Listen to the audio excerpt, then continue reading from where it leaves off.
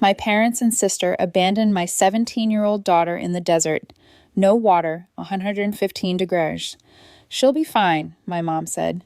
She just needed space, my sister added. I didn't shout. I did this. The next morning, my daughter was safe. Then they got the call, and their faces went completely pale.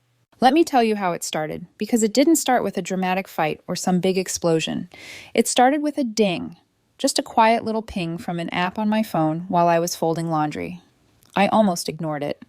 I thought it was one of those pointless updates, the kind that tell you your kid took 5 steps or reached their water goal. But this wasn't that. It was a low battery alert from my daughter's emergency smartwatch, Allison's. She's 17. A planner, the kind of girl who charges her phone at 72% just in case.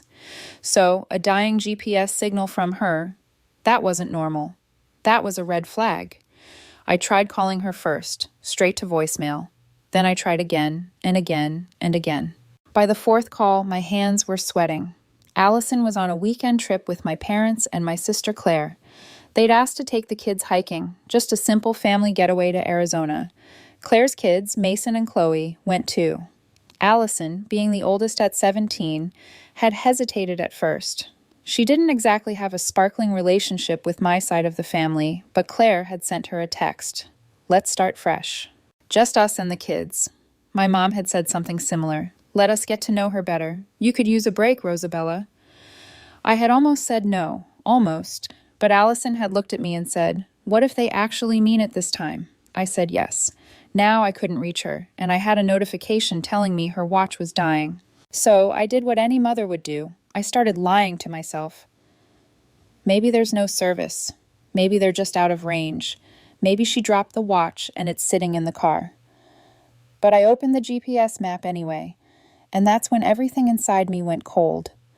The dot on the map, Allison's last known location, was not near a road, not near a town, not near anything.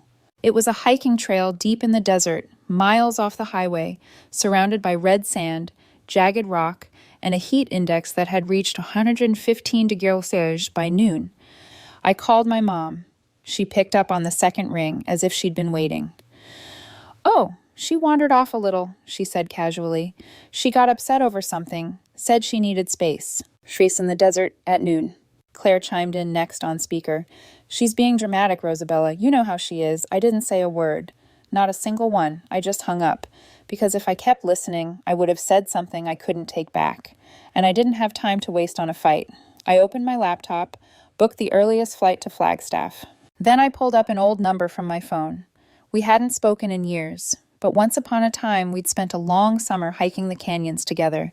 Him as a wilderness survival instructor, me as the over-prepared mom on the edge of burnout. He picked up after 2 rings. I need you, I said. He didn't ask why, just asked where. At the airport, I barely remember getting through security. My hands were still shaking, but my mind wasn't. There was a kind of clarity in the panic. A dark, cold focus I hadn't felt since childbirth, or maybe since my divorce. The kind of focus where you do not have the luxury of rage. You move, you act, you survive. I kept seeing her in my head. Allison with her ridiculous sun hat, her camera bag, her bottle of SPF 70. I had helped her pack 2 days ago. I made her promise to hydrate. She rolled her eyes. I hugged her twice, said I love you 3 times, like a fool who thought that would protect her. By the time I landed, Luis was already waiting near the rental jeeps with extra water, an old hiking map, and a med kit. He looked at me and said, "Let's go find your kid." We reached the trailhead an hour before sunset. No cars, no other hikers, just a ranger station about a mile away that looked abandoned. I showed Luis the tracker. He frowned. "She's way off the main path," he said. "If she's not moving, that's not great." I nodded. I couldn't speak, because if I opened my mouth, I would either vomit or scream. We hiked. The air felt like it was trying to peel my skin off. My boots filled with sand. My heart thudded in my ears. We passed a dried-out riverbed, a torn granola bar wrapper, and then a scarf, Allison's scarf, tied to a rock like a marker. Luis picked it up. "She's trying to be found," he said. My legs nearly gave out. We kept going. At one point, I thought I saw something in the distance, a figure, a shadow. But it was nothing. Just heat playing tricks on my vision. My lips cracked. I stopped wiping the sweat off my face. Every second that passed, I thought, if I had waited an hour longer, would she still be alive? And still, not once, not for a single second, did I let myself cry. Because tears don't fix things. Movement does. We found a water bottle next, lying sideways in the dust. Luis looked at it. Still warm, he said. She's close. We climbed a rock ledge as the sun turned orange behind us. That's when I saw it. A flash of movement under a jagged outcrop. Something curled. I ran before Luis could say a word. And there she was, Allison, eyes half open, lips dry, skin flushed, still wearing that stupid sun hat, and alive, barely. I dropped to my knees and pulled her into my arms. Her body was hot like a stove. She whispered something I could barely hear. What? I asked, brushing the dust off her cheeks. They took my bag, she said, on purpose. I didn't respond, not yet, because what she said next made something inside me snap in half. And that part of the story hasn't been told yet, not until now. Let me tell you something about my family. We don't do open hostility. That would be too honest. We do polite cruelty. We love everyone equally. With a side of, but let's talk about Claire for a moment. Claire, my younger sister, was the chosen one, the loud one, the sparkly one. She could fail a class and get a cake for trying her best. I got an A hush once, and my mother asked if I was distracted by boys. It wasn't violent or dramatic or obvious. That's what makes it worse. Growing up, Claire was allowed to be messy and moody and creative. I was expected to be calm and helpful and quiet. When Claire threw a tantrum at Thanksgiving, she got a warm bath and a blanket fort. When I cried, I was ruining the mood. And I believed them. For years, I really believed there was something wrong with me. Something too much or not enough. But then I had Allison, and for the first time in my life, someone looked at me like I was the sun. Allison wasn't loud or soft. She was sharp, observant, a little intimidating if I'm honest. She asked hard questions at 5 and didn't smile just because someone told her to. She reminded me of me, but better. My parents never knew what to do with her. They tried in their own way, bought her glitter pens and pink sweaters. She wore black hoodies and memorized state laws, just in case. So they smiled. They included her, until Grandma Rose stepped in. My grandmother Rose is a terrifying woman, the kind who sharpens her own garden shears and still mails handwritten thank you notes. She's 92, and if she told a tornado to wait until she finished breakfast, it probably would. She took to Allison instantly. Finally, she said the second time they met, someone in this family who listens. They were close, closer than anyone else in the family. I saw it happening, but I didn't interfere. It was the only time I saw Allison truly let her guard down. And Rose, she saw something in Allison the rest of them never bothered to look for. Last month, Rose invited me over. Tea, shortbread cookies, her will on the table between us. Half of everything I leave behind will go to Allison, she said. The rest will go to Claire's children. Don't argue. I didn't even speak for a full minute. I hadn't asked for this. Neither had Allison. But I knew what this would mean. And I knew it was going to burn something down. Claire found out 4 days later. Don't ask me how. My family leaks faster than a screen door in a hurricane. She called me the moment I picked up. She was already screaming. Are you kidding me? She shouted. That's 3 kids against 1. Are you seriously okay with this? I didn't write the will, I said. Rose did. Well, you certainly didn't try to stop her. She hung up on me. My mother called an hour later. You know Claire's struggling right now. Her job, the kids, her marriage. I'm not in charge of her marriage, I said flatly. She's just scared that your daughter is manipulating Rose. That word. Manipulating. Allison, who has spent her whole life scanning people's expressions for what they're not saying. Allison, who says things like, it's fine, when she's clearly not fine, just to avoid making people uncomfortable. Manipulative, that's rich. After that, it got colder. Quietly, of course. Allison was left out of group chats. One of Claire's kids had a birthday. Everyone posted photos, except Allison wasn't in any of them, even though she was there. She came home that day and said, Do you think they hate me? I said no. I lied. Then came the sudden invitation. Let's take the kids out to Arizona, my mom said on the phone. A little bonding trip, no pressure, just Claire, the cousins, us, and Allison. I asked, why now? Mom said, she's family, we should all try. Claire sent Allison a follow-up text. Let's start fresh, for real this time. Allison stared at her phone for a long time. Then she said, "What if this time is different?" I should have said no, but I wanted to believe it too. I helped her pack, made her triple check her charger, her SPF, her backup snacks, gave her the lecture about hydration. She rolled her eyes. "You act like I'm hiking through Death Valley alone," she said. I didn't laugh. Before she left, I hugged her twice, told her I loved her 3 times. She rolled her eyes again, but she smiled a little too. Then she was gone. According to her, it happened on the 3rd day. They were hiking a dry ridge somewhere west of Flagstaff. Claire said, "Go take some pictures by the rocks up ahead. We'll wait here." So she did. She walked ahead, camera in hand, excited, trusting. She said she turned around 10 minutes later, and the car was gone. At first, she thought maybe they'd driven around to meet her on the other side. Then she realized her bag was missing. Not her day pack, the one with just her phone, watch, and water. Her main bag, the one with her backup charger, her emergency GPS pin, her second water bottle, her map, her trail mix, her ID, gone. She waited 2 hours before she stopped waiting. Then she wrote a note, slipped it in her sock, just in case. "My name is Allison. My family left me. My mom's number is in my camera bag. Please call her." That's what she told me at the hospital. But in that moment, on the rock, her body limp in my arms, she said something else first. "They took my bag on purpose." And I knew it wasn't just neglect. It wasn't just them being careless or cruel. It was a plan, a quiet, cruel, premeditated plan.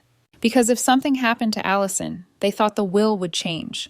They thought it would go to Claire's kids instead. They thought they could make it look like an accident, like she wandered, got lost, couldn't handle the heat. They underestimated her. They always have. And me. They forgot who raised her. I didn't scream. I didn't even call them. But I did open a folder on my phone, the one labeled "Just in Case," because I'd been collecting receipts for longer than they realized. There's something sickening about watching your child sleep in a hospital bed, even when she's stable, even when the nurse says she's going to be okay. Because all I could think, standing there with a cup of vending machine coffee and sand still stuck to my boots, was how close they got, how close I came to losing her, and how calm they sounded on the phone when I asked where she was. The doctor said it was heat exhaustion and moderate dehydration, not enough to be fatal, not this time, but enough that another couple of hours could have tipped the scale, enough that her kidneys were talking back and her heart was riding the edge of a rhythm line they didn't like. Luis sat with me in the hallway while they ran fluids through her IV. He didn't say much, just handed me a bottle of water and raised an eyebrow. I said, "They left her." He said, "I figured." I stared at the wall. "They took her bag." He nodded. They wanted plausible deniability. "Do you think it'll hold up?" Luis sipped his coffee and said, "That depends. Do you want to go quiet or loud?" I started with quiet.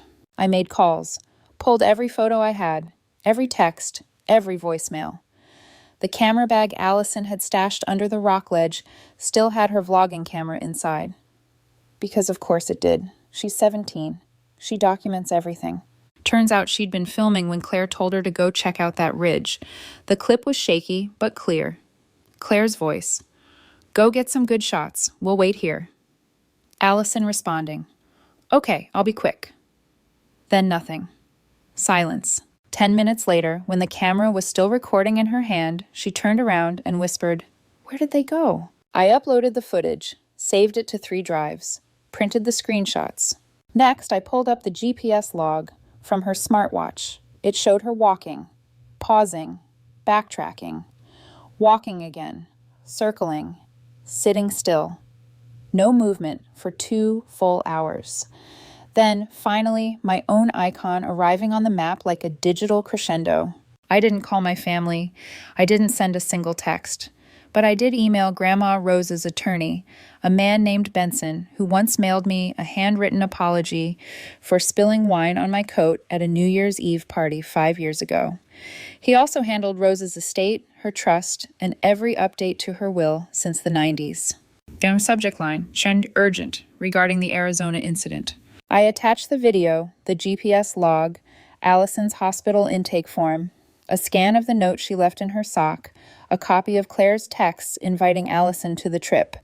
I didn't include commentary, just facts. Benson replied within the hour. "Received. Meeting with Rose tomorrow morning."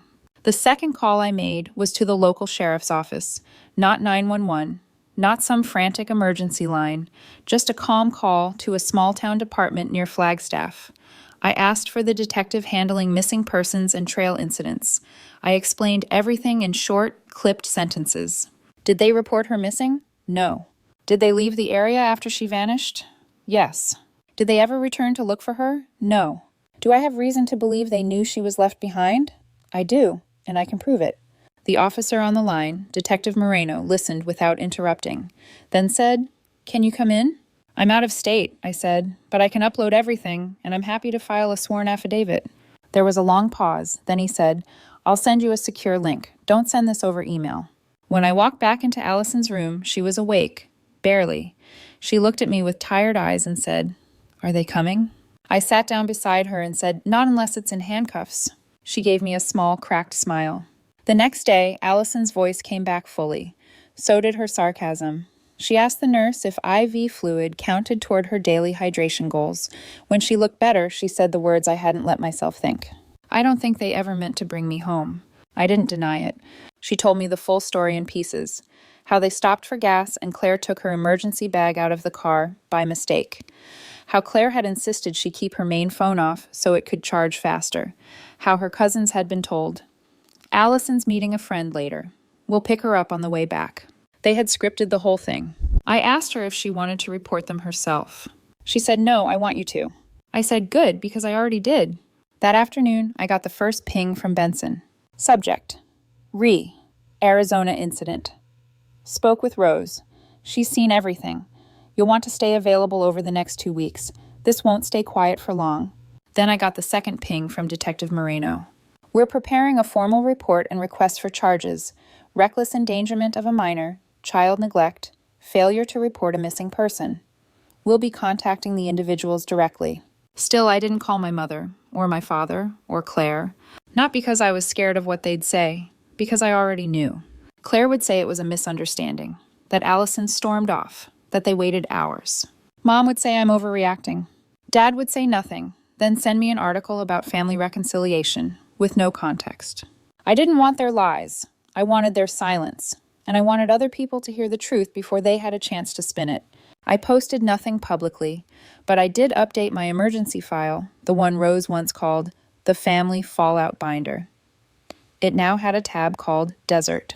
Inside it, copies of everything I sent to Benson and the sheriff, a sign-in statement from Allison, her hospital discharge paperwork, a single sentence written in my own handwriting. They left her on purpose because she was in the way. The next time I'd see my parents, they wouldn't be alone, and they wouldn't be smiling. There's a special kind of silence in a family where everyone's waiting to see who explodes first.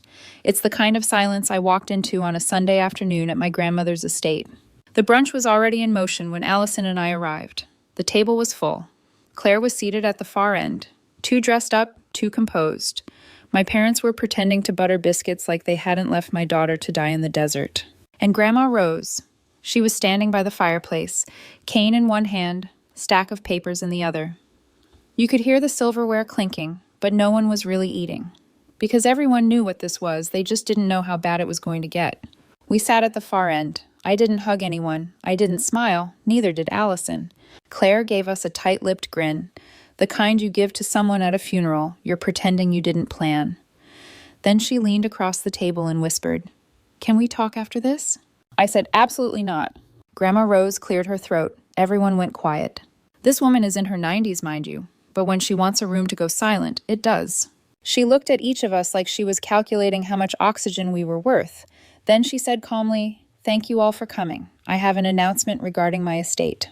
You could feel it, the tension. Claire's entire face tightened, like a rubber band pulled to its snapping point. My mother sat up straighter. My father stopped chewing. Allison, to her credit, didn't blink. Grandma Rose continued, "Some of you have disappointed me profoundly. You tried to hurt what I love to preserve what you believe you're owed. You will not succeed." Claire opened her mouth. My mom touched her wrist, like she was warning her not to make it worse. Then Rose lifted the papers in her hand. "Effective immediately, my estate will be inherited in full by one person." My dad whispered, "Allison? This is insane." My mom looked like she'd swallowed a pin. Claire exploded. She's manipulating you, she snapped. She's 17. She's unstable. She ran off on that trail by herself. She wanted attention. She nearly died, I said. Oh, please, Claire hissed. You probably told her to stage it. You're always pulling this martyr act. You left her in the middle of a desert. But she didn't have to go. You invited her. I didn't think she'd say yes. That stopped the room. Grandma Rose turned to Claire, voice like ice. So you admit you lied to her? Claire's mouth opened, then shut. She tried again. Nothing came out. My mom looked away. My father took a long sip of water, like he could drown himself in it. Rose stepped forward. I have reviewed the evidence. I have consulted my lawyer, and I have pressed charges. Claire's face dropped. What? The sheriff will contact you this week, possibly tomorrow. You can't do that, my mom snapped. She's your granddaughter. Rose looked at her like she was a stain. And Allison is my great-granddaughter. She has more of me in her than either of you ever did. I swear to you, the room could have caught fire and no one would have moved. Then Claire stood, and predictably, made everything worse. You always hated me, she shouted. You always wanted Rosabella to win. Rose raised a brow. You think this is about Rosabella? Claire turned to me. You put her up to this. I smiled for the first time all day. No, I said. You did. I just made sure people saw it. The following week, formal charges were filed. Reckless endangerment of a minor. Neglect, failure to report a missing person, attempted fraud, inheritance interference. My parents hired a lawyer. Claire hired a publicist. The group chat went dead. The Christmas invite was quietly canceled. Allison received a handwritten letter from Claire that opened with, I didn't mean for it to go that far. It ended with, please don't ruin the whole family over this. Allison didn't reply. She folded it in half, then dropped it in the shredder. People love to say family is everything. But here's the truth they leave out. Not all family is good. Some people just happen to share your blood. And sometimes what they deserve is distance. The last time I saw my mother, she tried to corner me in the parking lot of a grocery store. She asked, do you really want to destroy everything over a misunderstanding? I said, you left my daughter in the desert. She blinked, then said, well, she's fine now, isn't she? I didn't reply. I just turned and walked away. A few months later, Allison started therapy. Not because I made her, because she wanted to. She said, I need to talk about it somewhere where I don't have to protect you. I said, fair. She's still quiet, still sharp, still sarcastic. But sometimes I catch her laughing at videos again, sleeping with the door open, leaving cups on the counter like she knows she's safe here. As for us, we don't go to family holidays anymore. We go hiking instead, together. We carry too much water, too many backup chargers, and a whistle that Allison likes to blow for no reason, just to annoy me. And I let her. Because every time she does it, I know she's still here. They wanted her gone. Now they're the ones who've disappeared. 9 months later, we were back in Arizona. Not for a hike this time, for the trial. My parents and Claire were charged with reckless endangerment of a minor, neglect, failure to report a missing person, conspiracy to interfere with a legal trust, and yes, attempted manslaughter. Because once the full story came out, the bag missing, the watch drained, the temperature climbing, there was no more misunderstanding to hide behind. Allison testified. She stood there, calm, pale eyes like flint, and said, I don't think they cared if I made it out. I think they were hoping I wouldn't. I gave my statement too. Brief, controlled, just the facts. And then the sentencing came. Claire, 9 years, no parole for the first 5. My parents, 6 years each. The judge said this wasn't neglect. This was a coordinated act of abandonment, with financial motive. And that if not for the victim's resilience and her mother's swift action, this would be a homicide case. We walked out of that courtroom into daylight. Allison took a deep breath, said nothing. She didn't have to. Some victories are loud, some are quiet. This one, it was permanent. So now I ask you, did I go too far? Or not nearly far enough? Let me know in the comments. And if you want more stories like this one, subscribe. Because sometimes justice does get served. And sometimes it's personal. Asterisk after listening to today's story, perhaps it has raised some new questions in your mind, or maybe it has brought back some old memories. Every day on Reddit, new experiences and moments create fresh stories, and they connect all of us. Everyone has their own unique journey in life, and we all try to understand the world in our own way. These kinds of moments remind us that we are all human, sometimes happy, sometimes sad, and always learning something new. If you enjoyed this story, feel free to share it with your friends. Your thoughts and feedback are always valuable to us, as they motivate us to create even better content. Every story has its own unique angle, and our goal is to understand everyone's perspective and make our content diverse and relatable. Stories like these help us realize that life's journey is different for everyone, and by hearing other stories, we learn something new. You can also share your own stories with us. Your experiences are valuable to us as well, and if you enjoyed this video, please leave your feedback. We aim to create content that brightens your mind and gives you new ideas every time. If you've already seen this video before, your feedback is still important. With every piece of feedback, we can improve our content and bring a new perspective to our viewers. Today, what we saw was just a small part of the many stories shared on Reddit and across the world. It's a reminder of how we all try to understand life by sharing our experiences with each other. This video was only an example of how we try to connect with others through storytelling, learning about different sides of life. We hope to continue sharing such stories that help us all learn and grow together. Thank you for your time, and don't forget to keep an eye out for more stories coming soon. If you haven't already, please like and follow for more amazing content. Your support keeps us going, and we will strive to bring you more thought-provoking and heartwarming stories. Until next time, take care and stay curious. **.